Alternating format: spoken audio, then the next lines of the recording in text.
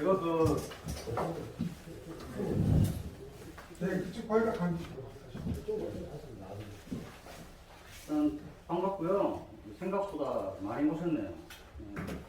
제가 어쨌든 사업을 진행하고 있는 사람으로서 체험담이라든지 과거에 했었던 일들, 그리고 앞으로 이 현장에 맞는 일들을 어떻게 하면 좋을까를 말씀드리려고 왔고요.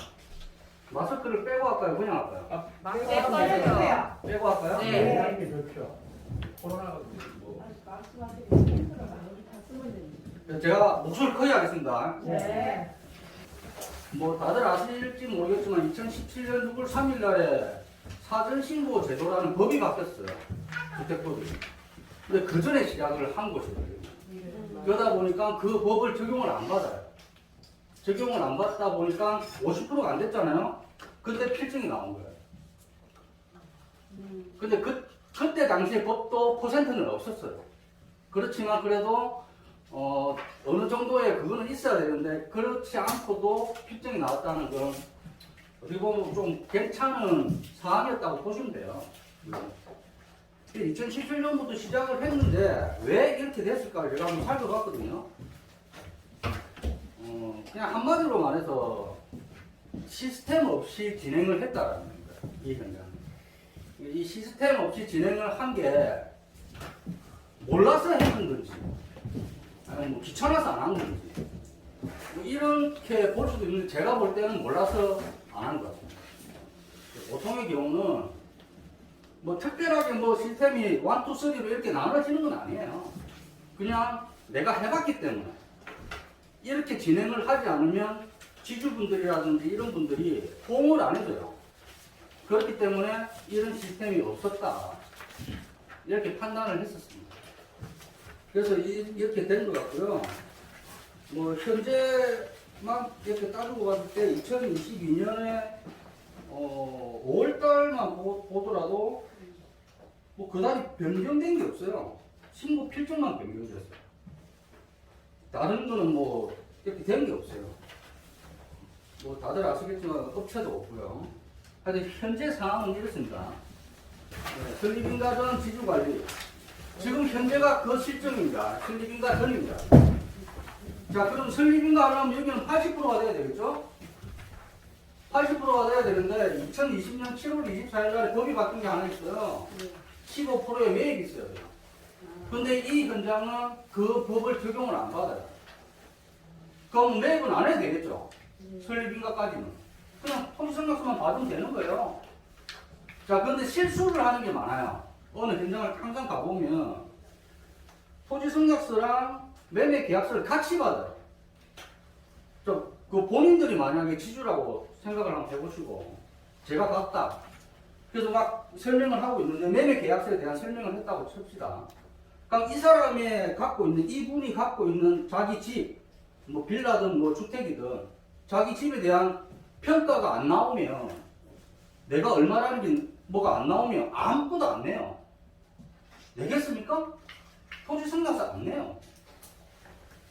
지구단위 계획 안 내요. 어떤 동의서도 받아볼 수가 없습니다. 그게 결정되지 않으면. 자, 그러면 어떻게 되겠어요? 퍼센트가 안 오르는 거예요.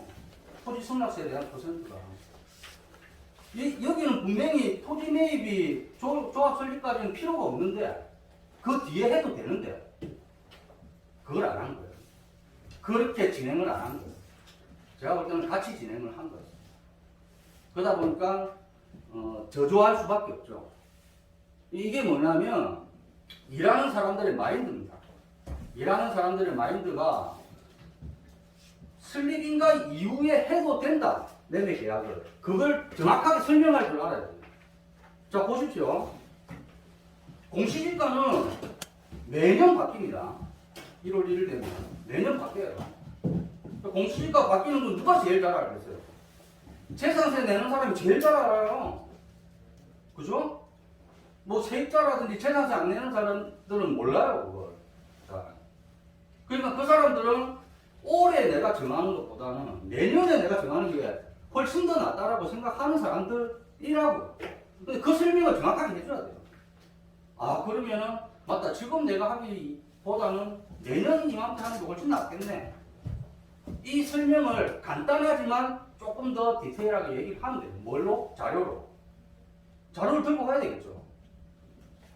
그러니까 한 10년 단위로. 지금은 2022년도니까 2012년도부터 2022년도까지의 자료를 들고 가면 돼요. 그러면 1년마다 달라지는 걸 번이 아니까 아 그렇네. 그럼 내가 뭘 해줘야 되겠냐 이렇게 대로 물어봐요. 이것만 해주시면 됩니다. 이것만 해주시면 우리 현장의 사업은 진행이 됩니다.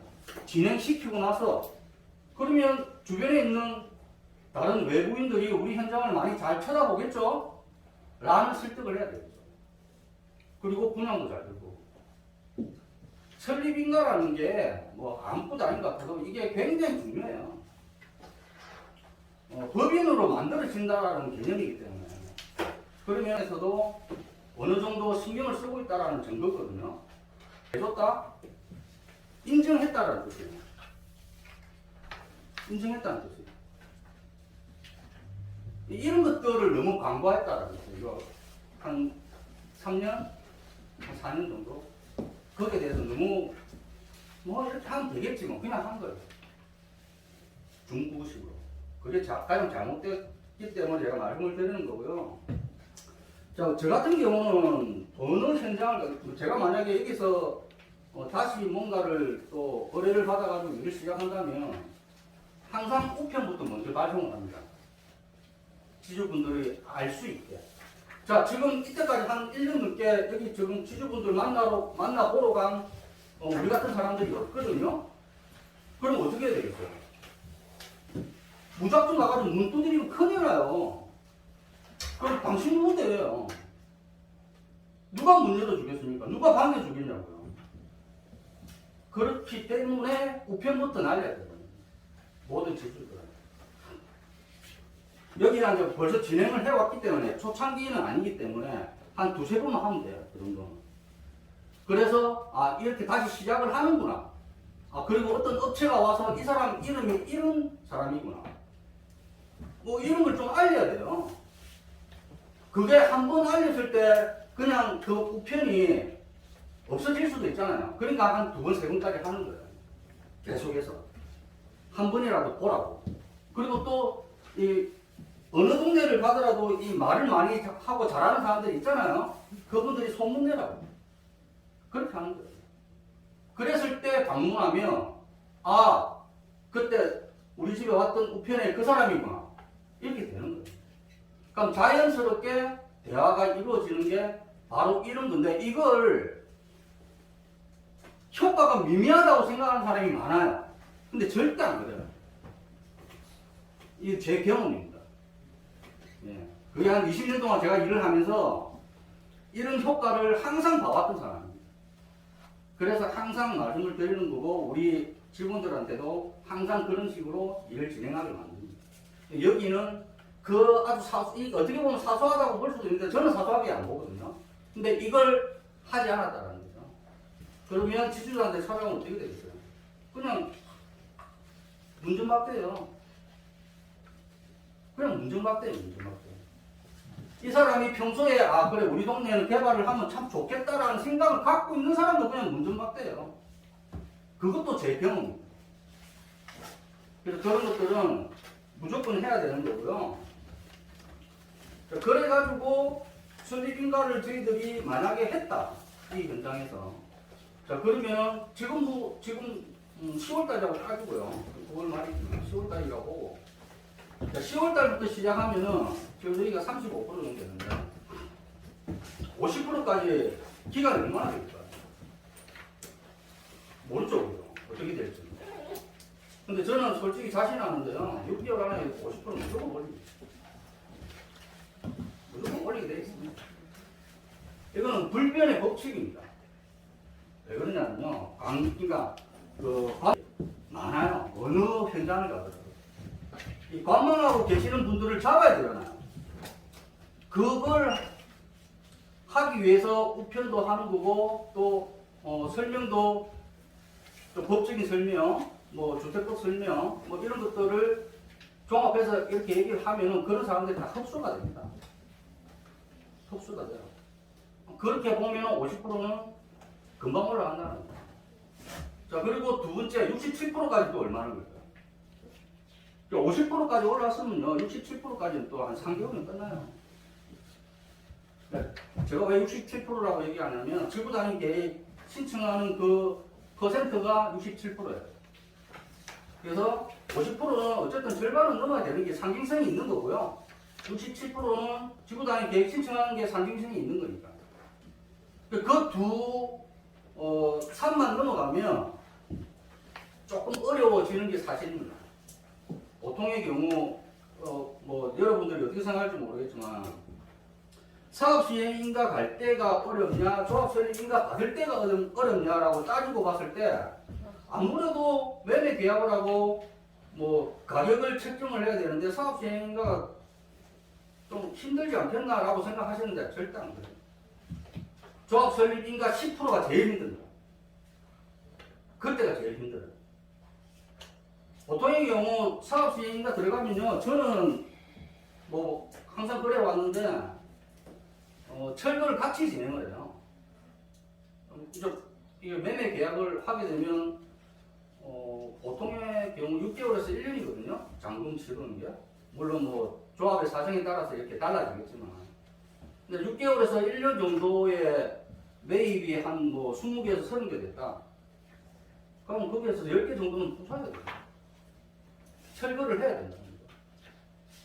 그럼 이 철거의 효과는 어마어마합니다. 정말로 어마어마합니다. 못 느껴보셔서 잘 모르시겠지만 제가 항상 느끼는 게 그래요. 그래서 사업시행인가 갈 때는 오히려 더 쉽다. 본인들이 찾아와요. 본인들. 그리고 다 아시겠지만 그거 있잖아요. 신고하는 게 있잖아요. 매매 계약을 하면 한 달 안에 신고를 해야 돼요. 얼마에 뭐 어떻게 거래를 했는지. 이런 것들 때문에 숨길 수가 없기 때문에 다 알아요. 내 옆집이 얼마에 했는지 다 알아요. 그래서 옛날하고는 좀 다르게 뭐 알박기라든지 이런 게 없어요. 할 수가 없어요. 그런 개념이 있기 때문에 제가 그 어려운 부분을 말씀을 드렸고요. 자, 보통의 경우 우리가 여기서 일을 하는 사람들을 그 OS라고 해요. 아웃소싱의 준말로 OS라고 하는데 이 OS들이 한 사람당 한 30명? 한 25명에서 30명 정도 일을 합니다. 관리를 합니다. 그러면 여기는 한 300명 정도 되니까 못해도 10명이 있어야 돼요. 10명의 실장들이 있어야 된다. 그럼 인건비가 어마어마하겠죠. 자, 이런 것들이 문제라는 거예요. 그러면 이 인건비를 어떻게 충당하느냐. 그렇다고 10명을 다 쓸까요? 저는 그렇게 하지는 않아요. 그렇게 하지는 않는데 그만큼의 힘든 작업이기 때문에 뭐 자금력이라든지 이런 거 없으면 좀 진행하기가 좀 어렵겠죠. 그래서 오늘 같은 이런 자리도 마련된 거고요. 자, 그래서 이건 나중에 좀 마지막에 말씀을 드리고 여기 나와 있는 것처럼 토지승낙서는 주택법에 의하여 관할 구청에서 요구하는 서류다. 이걸 명확하게 지주들한테 인지를 시켜야 되고요. 자, 보통의 경우 지주들이 어떻게 판단하냐면 토지승낙서 내면 큰일 나는 줄 알아요. 뭐 재산에 뭐 문제가 있잖아요. 뭐 내가 내 권리 행사를 못하냐 이렇게 생각을 하시는 분들이 많아요. 근데 서울에 계시는 분들은 그나마 그래도 좀 많이 아세요. 토지승낙서가 그다지 크게 내 재산 상황의 문제하고는 그렇게 크게 상관이 없다라는 거예요. 그래서 이걸 정확하게 설명을 해줘야 되고, 그래서 매입 계약서하고 다르게 아까 신청 이 작업을 하는 것에 대해서 제가 말씀을 드렸으니까 이거 넘어가고요. 자, 뒤에 보시면 자, 지주 방문 때 항상 집에 있을 수는 없으니 만약 부재 중이라면 사은품이라든지 메모를 남기고 온다. 이렇게 제가 적어놨는데 이게 무슨 말이냐면 이것도 하나의 시스템에 들어가는 부분이거든요. 이게 어떤 거냐면 보통의 경우 지주분들한테 찾아가면 항상 집에 있지는 않아요. 낮이든 밤이든 집에 있지 않기 때문에 집에 없으면 집에 없다라는 걸 알고 내가 다녀갔다라는 걸 항상 알려야 됩니다. 그게 우리 실장들이 해야 될 일들이에요. 여기서 일하는 사람들. 제가 볼 때 그 전에 작업했던 분들은 그런 것들을 안 한 것 같아요. 찾아왔는지 안 찾아왔는지 뭐 알 수가 없죠. 그래서 뭐 그런 거죠. 한 2, 3천 원짜리 뭐 그렇게 비싼 거 아니고 먹을 거리로 안 그러면 뭐 1,000원짜리라든지 항상 그 집 앞에다가 어떤 식으로든지 좀 달아놓고 그리고 내가 왔다 갔다 하는 걸 안 계셔서 다음에 다시 오겠습니다. 뭐 이런 거라든지 메모를 항상 남겨놓고 와야 돼요. 왜 이런 일을 하느냐? 왜 이런 일을? 다 제 경험입니다. 왜 이런 일을 하느냐? 다 사람이잖아요. 사람이 항상 기분 나쁠 수는 없어요. 매일 기분 나쁠 수는 없다고요. 그 사람이 이 지주분이 어느 한순간에는 기분 좋을 때도 있어요. 뭐든지 다 좋을 때가 있어요. 누가 뭐 안 좋은 소리 해도 허허허 하고 넘어갈 때가 있어요. 그럴 때 이 사람이 집에 뭐 술 한잔 하고 갔든지 뭐 어떻게 피곤해서 그냥 들어갔든지 집 앞에 뭐가 붙어져 있고 이러면 한 달 동안 연락을 안 하고 한 달 동안 아무 반응이 없던 사람이 그 다음 달에 연락을 해요. 본인들이 직접 연락을 옵니다. 그럼 어떻게 되겠어요? 그러면 내가 전달할 수 있는 그 뭡니까? 뭔 자리는 마련될 수 있다는 거예요. 그게 10분이든 뭐 길게 30분이든 어쨌든 전달할 수 있는 자리는 마련이 됩니다. 그러면 성공한 거예요. 그럼 그 사람은 자기의 마음의 문을 절반 정도는 거둔 그런 효과를 내기 위해서 이런 일을 하는 거예요. 근데 이런 일도 별거 아니라고 생각하는 사람들이 많아요. 우리 쪽에 일하는 사람들. 그래서 이렇게 하면 안 된다. 항상 갔다 왔다라는 걸 알려야 되고 그래야지 언젠가는 그 사람은 우리한테 연락을 준다. 이 작업을 지금부터라도 해야 된다. 여기서. 지금부터라도. 그러면 연락이 오면 그 사람은 절반 이상은 된 거예요. 그렇게 생각하면 돼요. 그 작업을 지주분들한테 해야 되기 때문에 이렇게 얘기를 한 거고요. 그리고 꾸준하게 간담회를 진행하고 홍보를 계속 해야 된다고 제가 말씀을 드렸는데 오늘은 이렇게 한 30분 정도 오셨는데 지주분들은 솔직히 여기 계시는 분들 뭐 서로 아시는 분들이 있을지 모르겠지만 지주분들은 거의 동네 사람들이잖아요. 동네 사람들이기 때문에 어느 정도 다 알고 계세요. 누가 누군지. 저기 계신 분이 그래서 우리 집 땅이 얼만데요? 라고 물어봐요. 답을 해줘야 되잖아요. 물어봤으니까. 그러면 답이 제가 얼버무린다든지 좀 그 질문에 맞지 않는 답을 한다든지 그럼 웅성웅성거려요. 그러면 그쪽으로 딱 몰려버려요. 그렇게 하면 안 된다. 자, 그래서 여기서 할 수 있는 부분은 딱 그냥 토지 승낙서예요. 지금 현재 할 수 있는 일은 그냥 토지 승낙서를 받아야 돼요. 기간이 중요하겠죠. 지금부터 시작해서 얼마나 걸릴까? 80%까지. 좀 있으면 이제 뭐 통해를 통해가지고 사업 종결 여부를 물을 거예요. 그럼 사업을 종결하면 안 되겠죠. 계속 사업을 이행해 나가야 되겠죠. 그 이후에 그래도 2년은 걸려요. 2년 정도는 그래도 걸린다고 생각을 하셔야 돼요. 지금 35%밖에 안 되거든요. 그래서 제가 기간에 말씀을 드린 거고요. 자, 뒤에 보시면 조합 설립인가 같다는 전제하에 사업 수행을 하기 위해서 매매를 해야 됩니다. 자, 매매하기 전에 조합 설립을 하기 위해서 각 그 조합은 300명에 대한 300명을 칠게요. 300명에 대한 뭐 성향 파악은 다 끝났습니다. 그죠? 그래도 뭐 한 2년 됐으니까. 그럼 이 사람은 뭘 원하고 이 사람은 좀 급하구나. 이 사람은 뭐 철거 때까지 있을 사람인데 이게 다 파악이 돼요. 자, 그러면 금매가 나올 수가 있어요. 금매가. 어디를 가도 금매는 다 있거든요. 금매가 나오는 것부터 매입을 시작을 하게 됩니다. 보통 그렇게 다 진행을 하거든요. 금매가 나왔을 때 이제 조합의 또 사정도 알아야 되겠죠. 어느 정도의 자금이 지금 축적되어 있는지. 이 자금으로 인해 가지고 우리는 해야 됩니다. 그래서 그 금매를 진행했을 때의 이 소문을 사람들한테 막 알려야 됩니다. 사람들한테. 뭐 당연히 그렇게 해야 되겠지 하는데 그렇게 안 하는 현장이 많아서 제가 말씀을 드리는 거예요. 그걸 꼭 비밀처럼 하는 사람들이 있어요. 견도하는 현장이 많아요. 비밀처럼 해요. 그렇게 하면 안 돼요. 무조건 공개해야 돼요. 무조건. 얼마에 했다라는 그거 한 달 뒤면 다 알아요. 그럼 뭐 지금 옛날에는 안 그래도 돼요. 한 10년 전만 해도 그렇게 안 해도 되는데 한 달 뒤면 얼마에 가격에 했는지 다 알 수밖에 없어요. 근데 그걸 시시하면 뭐 하겠습니까? 비밀로 하면 뭐 하겠냐고. 다 알려야죠. 이게 어떻게 보면 보는 사람들로 인해서 신뢰가 쌓이는 거죠. 신뢰는 굉장히 중요합니다.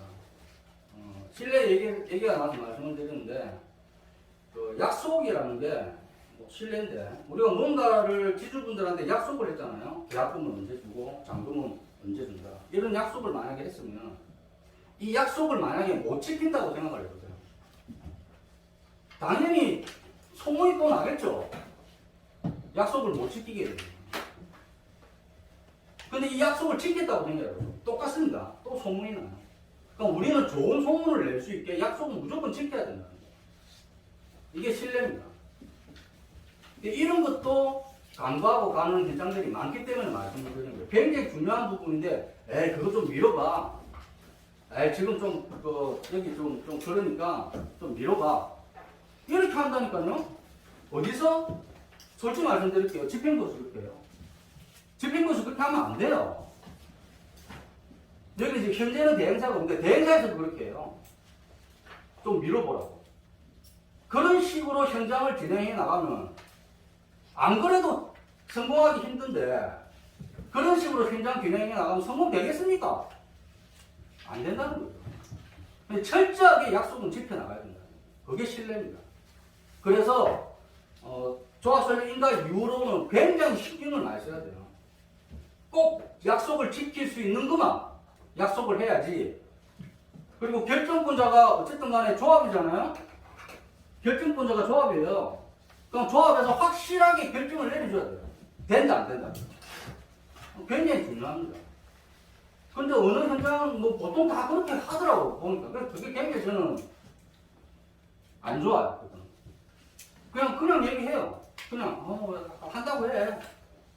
해준다고 해줘. 그래놓고 나중에 와서 안 해줘요. 그러면 안 된다. 이거는 제가 집행부한테 말씀을 드리는 거예요. 무조건 이건 알고 계셔야 돼요. 집행부에 계시는 거예요. 그래서 말씀을 드리는 거고요. 자, 그래서 이제 매매 계약을 진행해 하면서 금매를 이렇게 들르고 또 분담금이 그 신탁사에 이렇게 들어오고 했을 때에 여기가 땅값이 뭐 어떻게 되는지는 몰라도 분담금이 좀 들어오고 이러면 계약금을 치를 수 있는 금액은 될 거예요. 그래도 뭐 한 300억에서 한 500억 사이 정도는 되니까 분담금이 들어오면 그 분양이 잘 됐다는 전제하입니다. 분양이 거의 한 여기가 700세대니까요. 한 500세대 정도 됐다 보고 제가 말씀을 드리는 거예요. 그렇게 됐을 때 이 돈으로 계약금을 치러야 돼요. 그럼 이 계약금을 치르는 족족 우리가 카페가 생기겠죠? 조합에서 홈페이지가 생기든 조합 카페가 생기든 조합은 카페가 생기든 그쪽에 다 올릴 거예요. 저희들은 그렇게 하고 있습니다. 제가 그렇게 주도를 하고 있습니다. 어느 현장을 하더라도 계약한 동시에 그렇게 해야 돼요. 일을. 그게 일반 조합원님들한테도 신뢰를 얻는 계기가 되고요. 지주들한테도 신뢰를 얻는 상황이 되는 거예요. 이런 것들을 안 해요. 이게 여기 계시는 분들은 제가 지금 말씀드리는 게 뭐 당연히 해야지 하시는 분들이 많을 거예요. 생각을 해보면. 근데 이걸 안 한다니까요. 이런 걸 안 해요. 그래서 안 되는 거예요. 그러니까는 아주 당연한 것들을 안 하고 있으니 지주택이 안 되는 거예요. 당연한 거는 무조건 당연히 해야 돼요. 굉장히 중요한 거예요. 그래서 그런 것들부터 계약금을 주고 계약을 하고 잔금 지불 날짜를 정해주고 진행을 하면은 분담금으로부터 해가지고 모든 걸 다 치를 수 있는 여건이 되면 너무 좋겠죠. 예, 일반 조합원님들이 내시는 분담금으로 해가지고. 근데 보통의 경우 그렇게는 잘 안 돼요.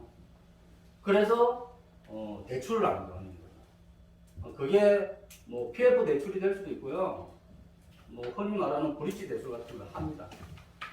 자, 이런 것들을 하기 위해서 어떻게 진행을 할까요? 은행에서는 뭘 볼까요? 돈은 은행에서 내주는 건데, 은행에서는 현장을 봐요. 현장이 잘 돌아가나 안 돌아가나를 스스로 다 와서 다 확인해요.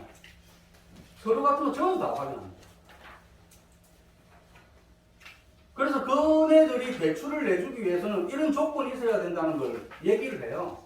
그럼 그 조건을 맞춰야 돼요. 그래야지 뭐 몇백억이라도 아니면 몇천억이라도 뭐 대출을 해주겠죠. 현장을 보고. 그러려면 처음부터 잘해야 됩니다. 처음부터 잘하지 않으면 대출조차도 못합니다. 그럼 현장은 안 돌아가요.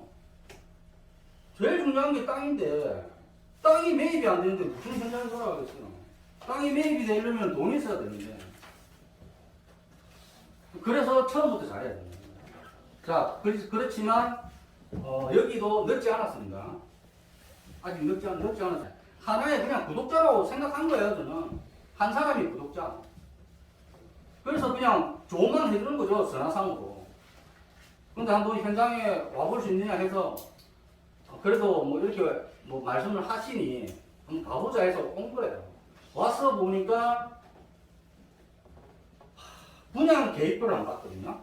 제가 여기 와서 분양 계획표를 안 보니까 이거는 뭐 그냥 그 전에 오신 분들이 그냥 사기 치러 들어온 거예요.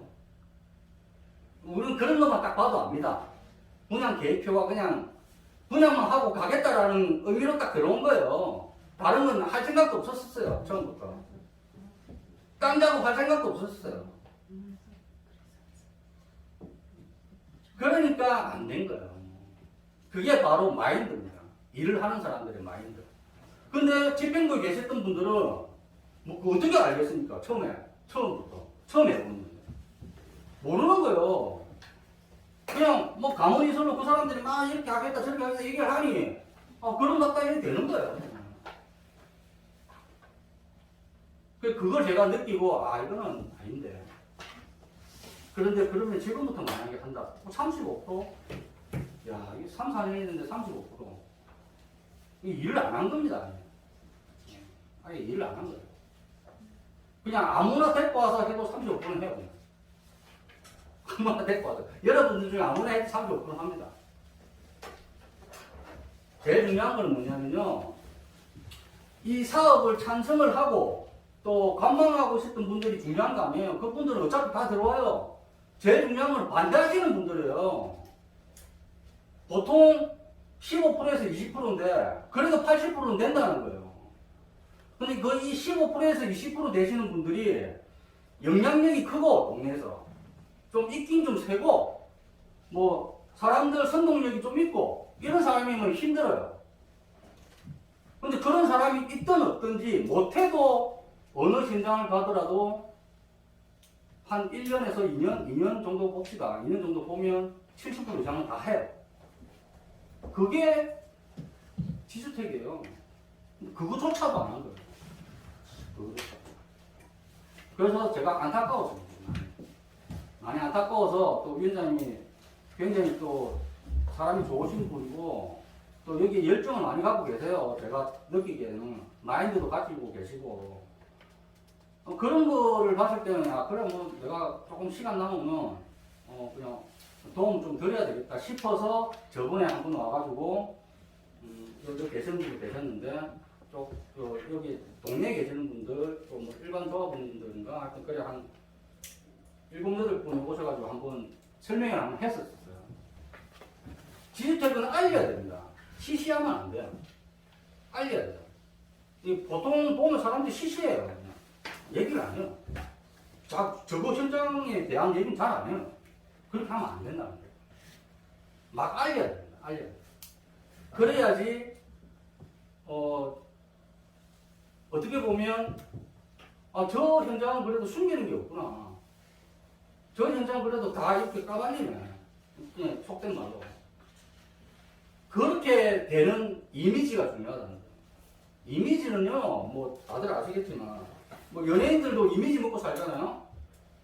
우리 현장도 마찬가지예요. 이미지 먹고 은행에서 대출해도 서류만 정확하게 갖추면 일반 조합원들이 정말로 적극적이더라. 그 갈 때마다 그 사무실이 뭐 부쩍부쩍하더라. 지주분들이 와가지고 막 적극적으로 막 이렇게 하더라. 이게 이미지예요. 이런 것들을 보여줘야 된다. 근데 이불로 절대 안 됩니다. 제가 얘기하는 거는 이불로를 얘기하는 게 아니에요. 진심으로 하는 거예요. 진심으로 내가 해야지 진심으로 따라와요.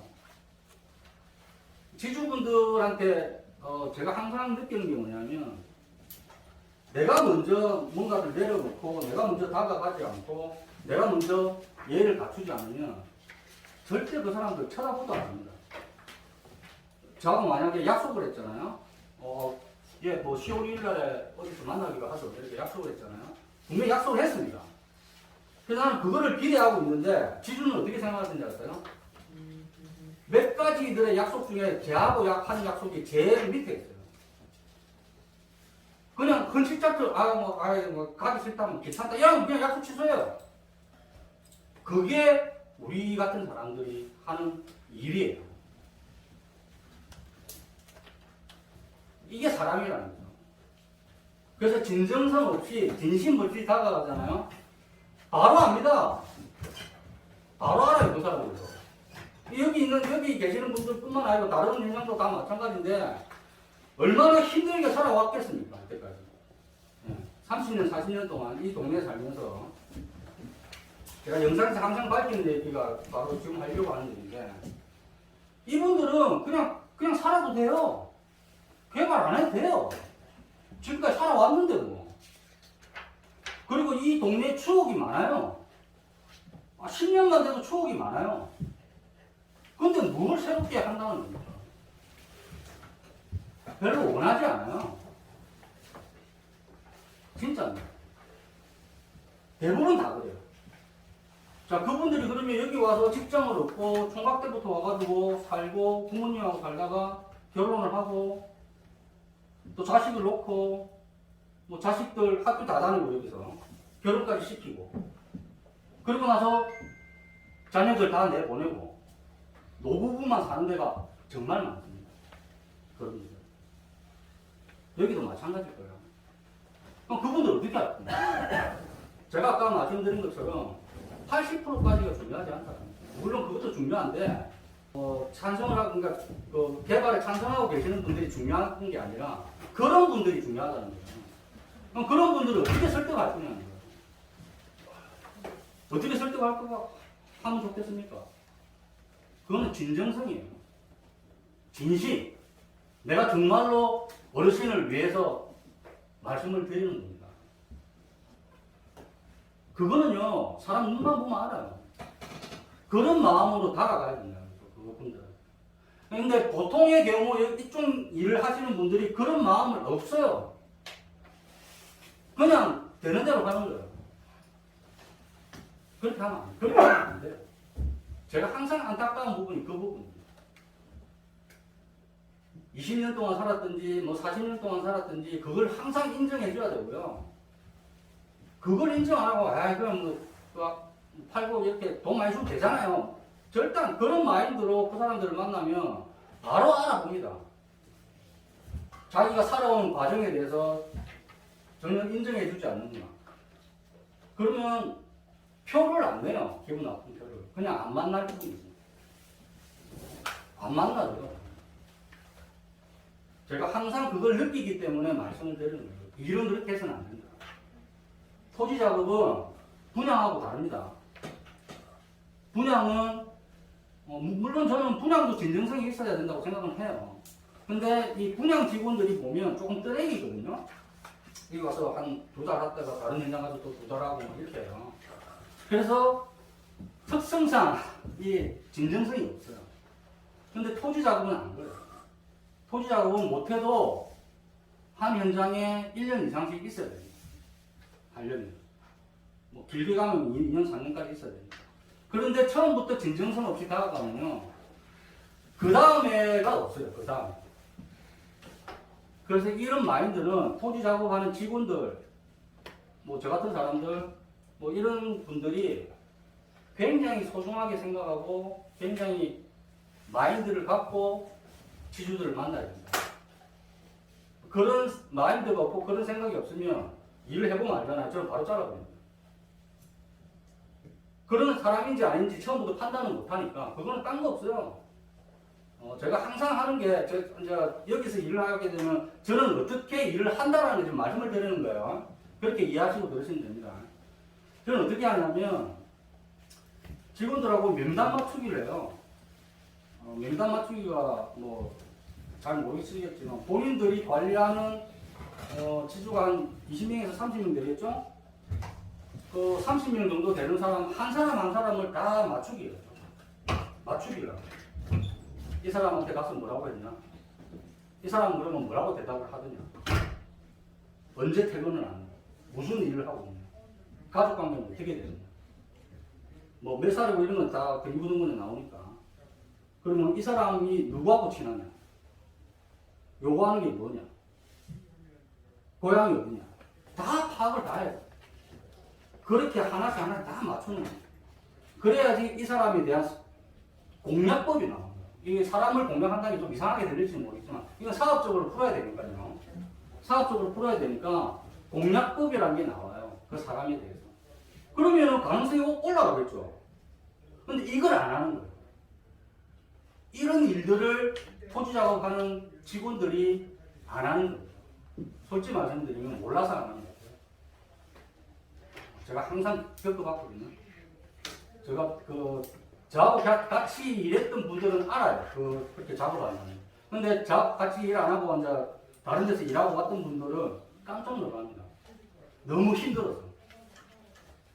어떻게 이렇게까지 다 일일이 다 할 수 있느냐. 그게 일이다. 이렇게 안 하면 되겠느냐. 이렇게 해도 성공할 것 같던데. 이렇게 해도 성공하면 정말로 잘한 거예요. 근데 이렇게 안 하고 성공을 하겠다고 생각하세요? 라고 제가 물어봐요. 대답 못해요. 그런 사람들은 저한테 따라오든지 못 따라올 것 같으면 그만두는 거예요. 저 일을 할 때 그렇게 일을 할 수 있는 마인드가 돼 있고 따라오지 못하면 저는 일을 안 시킵니다. 일을 안 시킵니다. 그런 마인드가 없으면 이 현장도 성공하기 힘들어요. 굉장히 중요합니다. 그래서 그런 명단 맞추기를 300명 전부 다 합니다. 300명을 전부 다 하고요. 한 3개월 동안 이 사람들이 30명을 관리를 하겠죠. 그럼 3개월 후에는 어떻게 할까요? 명단을 바꿔버립니다. A가 맡았던 걸 B한테 주고, B가 맡았던 걸 C한테 주고, C가 맡았던 걸 A가 하고, 명단을 바꿔버려요. 자, 그럼 여기서 어떤 상황들이 생길까요? 크로스 체크를 하다 보니 A가 일했던 걸 B가 알 수밖에 없어요. 그죠? A가 자기가 30명을 관리한 게 일지로 다 나와요. 그 일지도 그대로 줘야 돼요. B한테. 그럼 B가 그걸 보면서 이 사람은 이런 사람이구나 볼 거잖아요. 그걸 알고 이제 찾아가는 거 훨씬 나으니까. 근데 알고 봤더니 아니에요. 이건 뭘까요? 일지가 다라라는 거죠. 이게 나오는 거예요. 그래서 제가 크로스 체크를 하는 거예요. 바꾸면서. 이게 토지 작업의 핵심일 수도 있습니다. 왜 그런지 아세요? 일하는 사람이 일을 잘 못하면요. 집행부에서 아무리 잘해도 안 돼요. 일하는 사람이 엉망으로 일하는데 뭘 하겠습니까? 제일 처음에 지주하고 맞닥뜨리는 사람은 우리예요, 우리. 토지 작업하는 실장들이에요. 그런 사람들의 마인드가 엉망진창인데 무슨 현장이 돌아가겠냐고요. 집행부만 마인드 좋아서 될 거 아닙니까?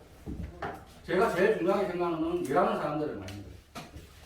그래서 크로스 체크를 했는데 좀 잘못된 상황이 있다. 그래서 다시 물어보죠. 그럼 자기가 솔직하게 실토를 하든지 뭐 변명을 하든지 뭐가 나오겠죠. 근데 이 사람이 갖고 있는 성향이 이쪽에서 일할 성향이 아니다. 잘라버려. 계속 쓰면 안 되잖아요. 계속 쓰면 이 현장이 안 돌아가요. 이 한 사람 때문에. 그걸 잘해야 돼요. 토지 작업하는 사람. 관리자는 그런 걸 잘해야지. 그게 관리자지. 가면 관리자가 뭐 자리에 앉아 있으면 관리자인가요? 안 그렇다. 제가 이때까지 만나본 관리자 중에 좀 뭐 제 자랑을 하는 게 아니고요. 관리자 중에 저처럼 마인드를 갖고 있는 사람 한 사람도 못 봤습니다. 진짜로. 오로지 자기가 그냥 뭐라고 할까요? 지인들, 자기하고 좀 가까운 사람들, 친한 사람들 데리고 와서 일 시키는 거예요. 이 사람이 능력이 있고 없고 생각도 안 해요. 그냥 일 시키는 거예요. 그게 2년 동안 갔다고 생각했어요. 진행 안 돼요, 이게. 제일 중요한 거는 일하는 사람의 능력을 잘 볼 줄 알아야 된다는 거죠. 그래야지, 그걸 누가 보겠어요? 그거 위원장님이 못 봐요. 조합장 될 건데 조합장이 못 봐요, 그거. 그걸 어떻게 알 수 있겠어요? 그걸 잘 해야지만이 토지 작업은 성공할 수 있다. 그래서 제가 일을 만약에 어느 현장을 가더라도 이런 식으로 일을 진행했다라는 걸 말씀을 드린 거고요. 부분 철거에 대해서도 잠깐 얘기했지만 또 한 번 얘기하자면, 이것도 이제 여기 계시는 분들은 이 철거에 대한 의미, 그리고 철거에 대한 효과, 이거 모르시잖아요. 경험을 안 해봤으니까. 다 모여 계신 분들은 다 처음 해보는 거고, 뭐 지주택 아파트 분양을 처음 받아보고 하니까 어떻게 하는 건지 몰라요. 당연하겠죠. 근데 제가 이걸 강조하는 이유가 뭐냐면, 제가 현장마다 다 이렇게 했는데, 만약에 빌라 같은 경우가 15세대 정도가 있다 칩시다. 그래서 15세대를 다 매매 계약을 다 하고, 잔금을 다 치렀다. 근데 이런 분들이 있어요. 잔금을 다 치렀는데, 어떤 분들은 나는 잔금을 철거할 때까지 좀 잊고 싶다 하는 사람도 있어요. 잔금 빨리 받고 나가려는 사람도 있지만, 철거할 때까지 있으려고 하는 사람도 있어요. 많아요, 그런 사람들도. 그건 철거를 못해요. 그죠? 살고 있으니까. 아무리 잔금을 다 줬다 하더라도. 그러니까 잔금을 다 준다라는 의미가 100%를 다 주는 게 아니고요. 한 95%만 주고 5%를 남겨놔요. 다 주면 안 되니까. 아직 살고 있습니다. 그리고 뭐 세입자도 있겠죠. 있을 수 있겠죠. 세입자하고 계약 관계가 있으니까. 그건 또 철거 못해요. 빌라 같은 경우. 그러면은, 빌라 같은 경우는 현소망만 따는 거죠. 현소망만 따라서, 어느 메토스에 누가 있는 관계로 그분한테 일단 양해를 구하고 있는 관계로 여기는 철거가 진행되지 않습니다. 이런 걸 다 해요. 어디 가서 아마 이런 거 보셨는지 안 보셨는지 잘 모르겠지만, 이런 걸 왜 제가 말씀을 드리냐면, 그거 하나의 효과가 엄청납니다. 엄청납니다. 그리고 그게 사실이니까. 거짓말을 하는 거 아니잖아요. 그 주택 같은 경우는 주인이 하나잖아요? 그럼 주택이 만약에 30평이다, 뭐 35평이다. 매매 계약을 했다. 뭐 그러면, 조합 설립 인가를 만약에 2023년에 했다. 그럼 2024년까지 난 살게. 예, 사십시오. 그럼 2024년 되면은 철거를 진행하겠죠. 철거를 진행하죠. 주택 같은 경우는. 이게 주택이 참 많은 걸로 알고 있는데, 주택을, 이게 한 7,000평, 8,000평 되는데, 한 10군데만 군데 이렇게 철거를 했다고 한번 생각을 해보세요. 10군데. 10군데라 봤자, 퍼센트까지 얼마 돼도 안 해요. 10%도 안 돼요. 근데 그 10군데가 어마어마한 효과를 줍니다. 어마어마한 효과를 줍니다. 그럼 여기 계시는 분들, 일반 조합원님들인데, 여기 계시는 분들뿐만 아니고, 다른 일반 조합원님들도 현장을 와볼 수 있잖아요. 그죠? 현장을 한번 와보면, 아, 이제 진짜로 뭔가를 하는 것 같다. 조합 설립 인가 끝났다고 하는데, 뭐, 아무런 변화가 없어. 근데 철거가 된 걸 보면, 아, 이제 뭔가 하는 것 같다. 조합 설립 인가 났다는 플랜카드도 보고, 구청에도 확인을 해봤는데, 현장에 오면 아무 변화가 없어요. 똑같아. 살아가는 거. 똑같이 사람들 살아가고 장사 다 하고 있어요. 겉으로 볼 때는 아무런 표가 없어요. 이게 지역주택조합의 특성입니다. 어쩔 수 없어요. 그래서 많은 제가 생각했을 때 이건 무조건 부분 철거해야 됩니다. 부분 철거를 하지 않으면 보여주는 것도 굉장히 중요하거든요. 보여주는 게 없으면 사람들은 안 믿어요. 눈으로 확인을 안 하면 잘 안 믿는 게 그게 사람이잖아요. 그렇다고 뭐 없는 걸 철거합니까? 그건 아니잖아요. 진짜로 철거를 하는 거예요. 그래서 철거가 굉장히 중요하다는 거죠. 제가 지금까지 얘기했던 거 다 중요한데 다 중요합니다. 진짜로. 일을 어떻게 진행해 나가는가 마인드 뭐 이게 다 중요한데 마지막 부분에서는 철거만큼 중요한 겁니다. 그래야지 일반 조합원님들도 적극적으로 무슨 뭐 임시총회를 하든 정기총회를 하든 적극적으로 총회에 참석하고 안건에 대해서 통과를 시켜야지만이 사업이 진행이 될 거잖아요. 안건 통과가 안 되면 사업 진행이 안 되잖아요. 그런 적극성을 띠고 지주분들은 지주분대로 내 옆집이 지금 철거가 돼. 저 건너집에 저 김씨 아저씨 집에 철거를 하네? 그러면 그걸 보고 사무실에 찾아와요. 찾아와요. 그래서 아까 선생님이 말씀드렸잖아요. 조합 설립 인가 10%가 제일 어렵다. 오히려 사업 수행 인가는 별로 그렇게 어렵지 않아요. 보여주는 게 있기 때문에. 계약서도, 매매 계약서도 실시간에 한 달 안에 무조건 올라가야 됩니다. 그래서 다 그거는 어쩔 수 없이 공개되는 거잖아요. 그래서 조합 설립 인가 10%가 제일 어렵다. 그렇게 말씀을 드리는 거예요. 제 경험이라서 그렇게 말씀을 드린 거고요. 아까 말씀드린 것처럼 여기서도 이 현장에서 진행해야 될 것들은 어쨌든 계약금을 주고 철저히 약속을 지키면서 잔금 같은 경우도 6개월, 1년, 어떤 사람은 3개월로 얘기할 수도 있을 거고 이런 것들에 대한 약속 이런 거는 철저하게 지켜나가야 됩니다. 그리고 계약금을 줄 수 있는 발판을 집행부에서 마련해야 됩니다. 그러니까 그래서 집행부에서 일을 잘해야 되는 거예요. 일 잘하는 건 딴 거 없습니다. 돈을 어디에 잘 쓰는가예요. 제일 중요한 게 땅인데 땅값에 안 쓰고 엉뚱한 데 쓰면 안 되겠죠. 물론 엉뚱한 데 쓰는 데는 그다지 크게 없어요. 용역비는 당연히 줘야 돼요. 뭐 각종 업체가 업체들이 많잖아요. 그 업체에 대한 용역비는 줘야 돼요. 그건 당연히 줘야 되는 거고.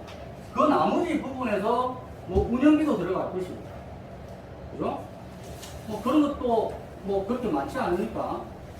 그러고 나서 대부분의 돈들을 땅값에 다 치러야 됩니다. 그게 일 잘하는 게 집행입니다. 그런 일을 잘해야 됩니다. 약속을 정확하게 지킬 줄 알아야 돼요.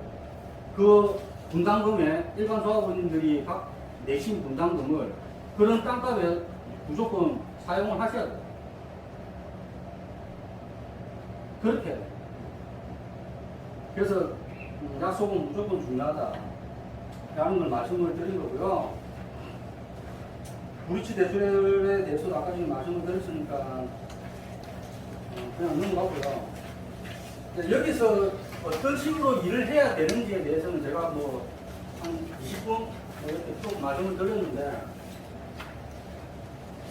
마지막으로 제가 말씀을 드릴 건 계속해서 강조해도 이거는 부족하지 않으니까 또 강조를 하는데 일을 하는 사람들의 진정성과 마인드 그걸 갖추지 않는 사람은 이쪽 일을 하면 안 됩니다. 그런 사람들은 다른 일을 해요. 그런 사람들을 솎아낼 줄도 알아야 돼요. 그런 일을 제가 하는 사람이고요. 제가 그래서 사람을 좀 잘 봅니다. 이 사람, 그러니까 직원들을 잘 보는 거예요. 이 사람이 정말로 명단 맞추기 한번 해보면 알아요. 이 사람이 지금 거짓말하고 있다. 안 갔는데 갔다고 그랬다. 딱 보면 압니다. 그래서 그러면 A라는 사람이 만약에 그렇게 했으면 B라는 사람한테 내일은 당신이 안 갈게요. 실장님 가보세요. 이상하니까. 그런 식으로 일을 해야 돼요. 그런데 보통의, 아까도 제가 말씀드렸지만, 보통의 경우, 지 아는 사람, 자기가 조금 다루기 좋은 사람, 친한 사람, 뭐 형제 자매들, 막 데리고 와서 일을 시켜요. 그래야 일이 되겠냐? 그게 아닙니다. 그렇게 하는 현장이 너무너무 많습니다. 현장 가고. 제가 그래도 경기도 쪽에도, 좀 와서 무슨 얘기 좀 해달라고 해서 간 적도 있는데요. 그 동네도 똑같아요. 똑같아요. 그 동네도 지주 작업을 하는 사람들이 여기는 없지만, 지금 현재. 그 동네는 있었거든요. 그 동네에 있었던 분들이 그래도 나라는 사람을 집행부에서 초청을 했으니까 자기도 들어야 될 거잖아요. 저 뒤에 앉아있었어요. 한 대여섯 명.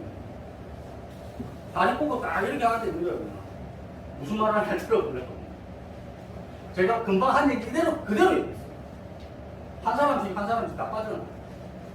듣기가 거북한 거죠. 이게 뭐냐면요. 그래서 제가 물어봤어요. 그 집행부 어느 분한테. 저분들끼리의 사이가 어떤 사이예요? 저는 여동생인 걸로 알고, 저는 여동생의 친구인 걸로 알고, 이렇게 되는 거예요. 이게 무슨 일을 하겠냐고요, 그래요. 그래갖고는 일이 안 됩니다. 그래요. 그러니까는 현장이 잘 안 돌아갑니다. 그러니까 그 사람들은 뭐라고 핑계 대는 거예요? 아, 지주가 진짜 악성이다, 강성이다, 아, 말을 안 듣는다. 뭐 사실이겠죠? 근데 그렇게 하고 끝낼 거예요? 강성이라고 해서 안 갈 거예요? 악성이라서 그 사람 안 만날 거냐고요? 아니잖아요. 방법을 만들어야 돼요. 방법을 만들 생각도 없고 만들 능력도 아니에요. 그래서 어딜 가더라도 제 유튜브 영상에서 항상 얘기하는 게 이 많이 강조를 합니다.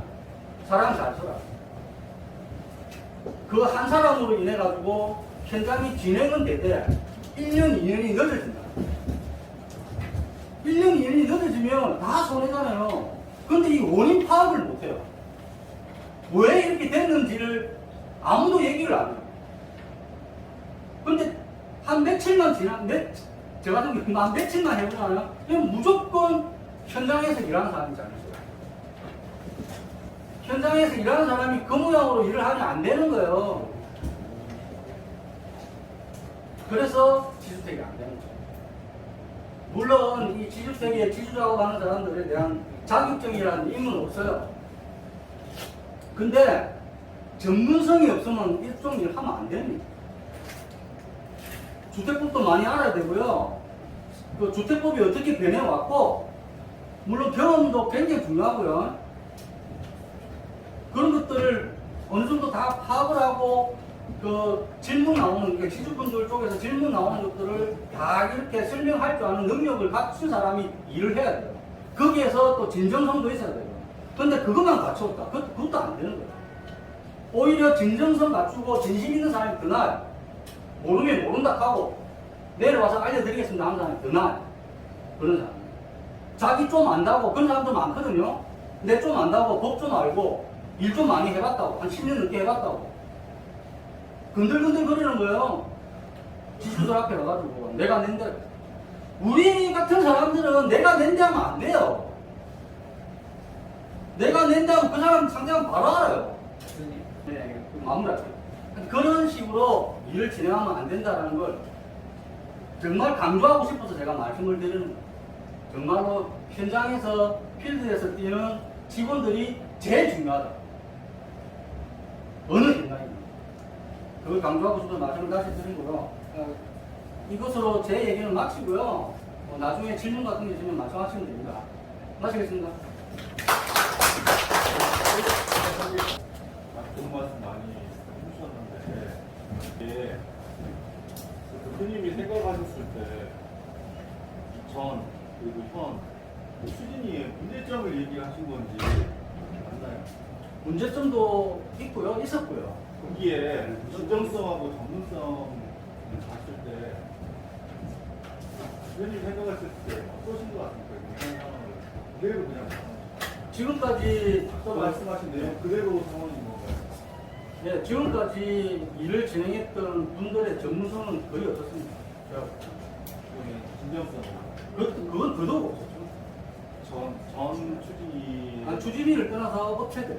업체들이요. 예. 추진위는 진정성이 있었을 거예요, 아마. 잘하려고 했었을 거예요. 근데, 그러면 여기 업무 대행 업체들 얘기하시는 거예요? 그렇죠.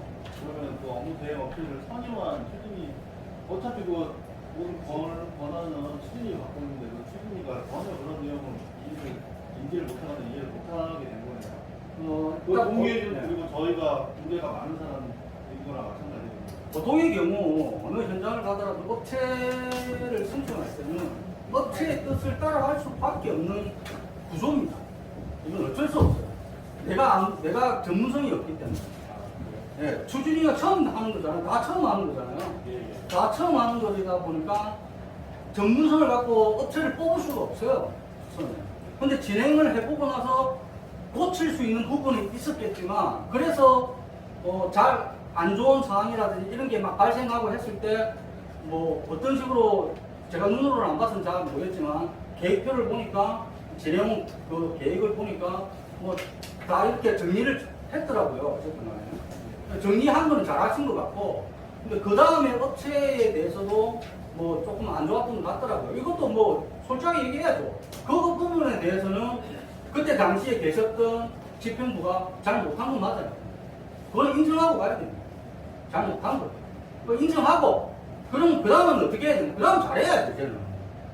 그렇죠. 예, 하자. 예, 그 아웃소싱 얘기를 하셨어요. 그 직원이 한 적어도 20명에서 30명 예. 필요하고 조직에서 그 리딩을 하실 수 있는 그 장들이 한 10명 정도 있어야 된다고 얘기를 하셨는데 그 다음에 그러니까 이제 그러면은 인건비 얘기를 하셨는데 인건비는 결국에 명수에다 기간이거든요. 명수의 기간이 되기 때문에 사업이 뭐 추진이 될 때까지 아니면 완료가 될 때까지 봤을 때 아웃소싱에 관련된 인건비는 한 어느 정도 될 것 같은데 거의 뭐 사람의 숫자에 따라 다르긴 해요. 예. 보통 아까 말씀드린 것처럼 30명 정도를 관리한다고 하면 여기는 10명 정도 있어야 되니까, 서울 같은 경우는 지방하고 좀 다르게 인건비가 좀 비쌉니다. 아무래도 비쌉니다. 그리고 여기는 좀 그 전문성도 좀 있어야 되기 때문에, 보통 OS들이 하루 일당이 15만원에서 18만원이에요.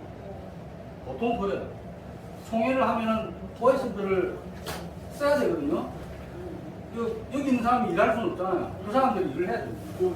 포괄적으로 9개월 했을 때 67% 얘기하던 그 기준으로 봤을 때 한 어느 정도 보이십니까? 임금비가요? 임금비를 계속해서 말씀드리지만, 10명을 다 쓰게 되면 정말로 많이 들죠.